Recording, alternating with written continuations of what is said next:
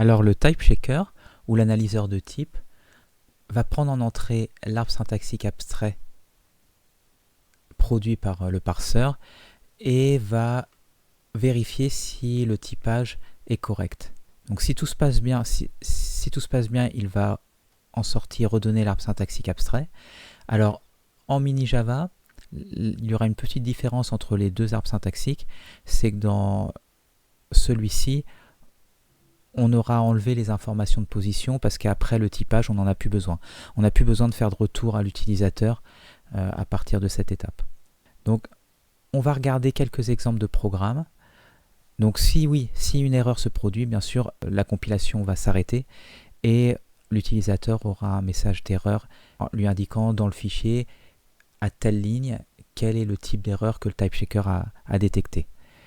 Donc, on va regarder quelques programmes. Donc ce premier programme, il y a une erreur ici. Donc on essaye de multiplier un entier avec l'adresse d'un objet. Et normalement, le type checker devrait nous indiquer une erreur. Donc si on essaye de compiler array 2, donc là on voit l'erreur est détectée. Donc notre transpiler nous indique à la ligne 4, à partir du caractère 36, il y a une erreur de typage et il attendait un entier et il a eu un objet de type A. Donc c'est bien ce qui se passe ici. Donc regardons un autre exemple de programme.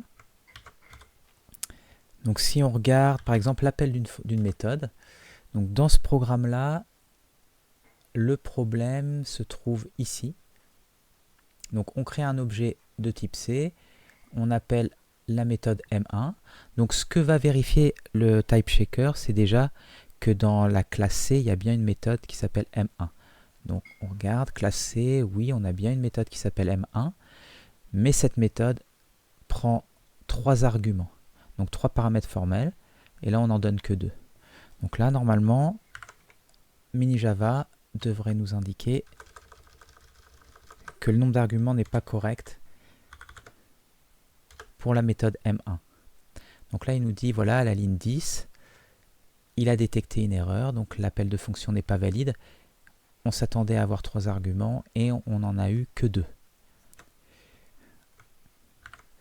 Alors, prenons un autre exemple, cette fois-ci avec de la surcharge.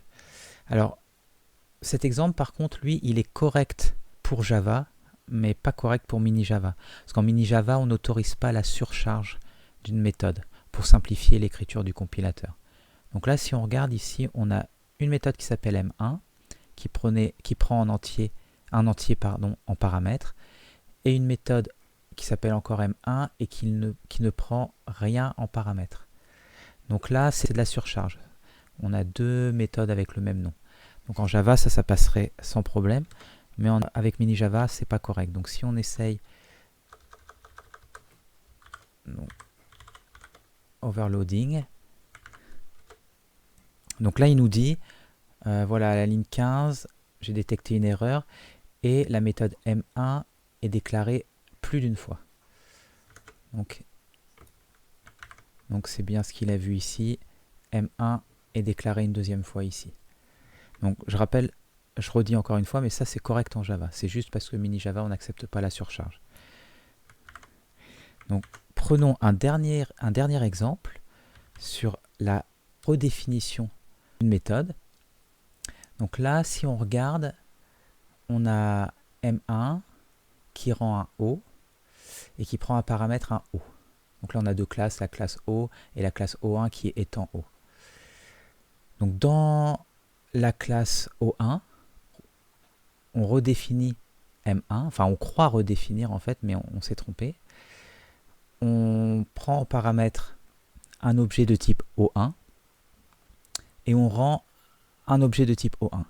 Alors ici, c'est pas une erreur en fait sur le type de retour parce qu'on a le droit, si on a la relation d'héritage entre O et O1, comme ici, on peut avoir un type qui est différent du type de la classe mère.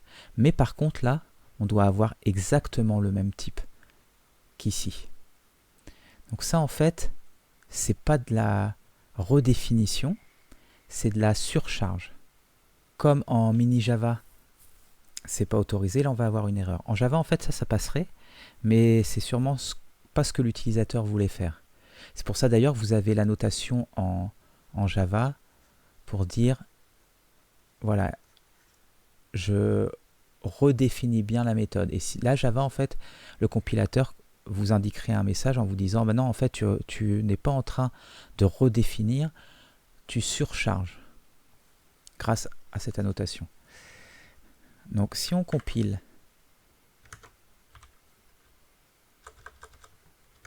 donc ce programme mini Java, voilà, là, il détecte l'erreur. Il dit, il y a un problème dans les paramètres, parce que bien sûr, le mini Java, lui, il ne peut, s'il voit une méthode avec le même nom, il sait que c'est de la redéfinition et pas de la surcharge, parce qu'il n'y a pas de surcharge autorisée. Et donc il dit, voilà, moi je m'attendais à un O, mais tu m'as donné O1. Donc il détecte bien l'erreur. Là, on voit ici, il s'attendait à un O et on lui a donné le O1 ici. Alors, si on change, donc ici, si on met O, donc là, ça va bien passer. Et même si on voit que le type ici, les deux types ici ne sont pas les mêmes, mais c'est compatible. Donc, je rappelle, on a ça, donc ça marche bien. Donc, si je compile celui-là, normalement, maintenant, tout va bien passer. Voilà, il n'y a pas d'erreur. Donc ça, c'est une erreur à ne pas faire.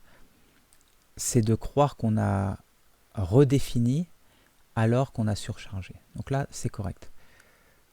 Donc d'ailleurs, on voit ici aussi, bon, on voit que c'est correct de rendre un O1 parce que O1 hérite bien de O.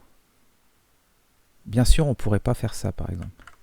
Là, si je mets O ici, enfin, si je mettais par exemple O1 ici et O, là, ça ne passerait pas. Parce qu'on n'a pas la relation d'héritage entre O n'hérite pas de O1, c'est le contraire. Donc là, si on compile, voilà.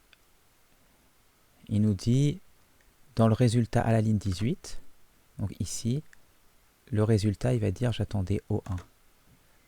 Mais tu m'as donné O.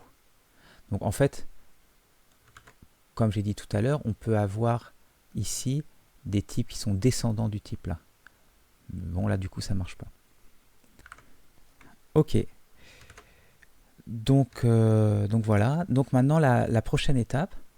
Donc, oui, petit détail aussi, là, c'est un analyseur de type dit statique, c'est-à-dire que c'est à la compilation et pas à l'exécution.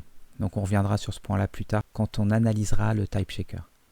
Donc maintenant, ce qu'on va faire, c'est regarder la génération de code.